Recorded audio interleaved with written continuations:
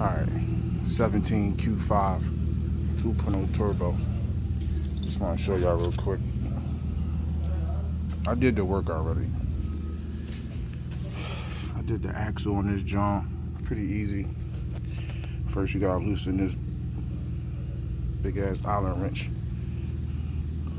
I use the 3/4 Allen key. Loosen that up. Pop these two upper control arms off, forward and the rear, and then this whole spindle will lean back. And then you got,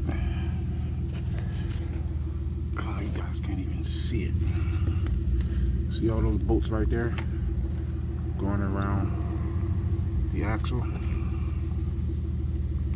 Gotta take all those out. Once you take all those out, this axle will drop down, and this end right here will already be out because you loosened it up from here.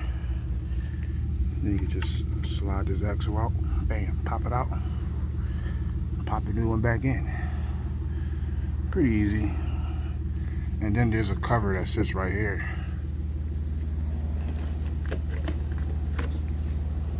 This little cover right here. It just sits right here. You just take that off, 10mm bolts. Pop that off. And then that's it.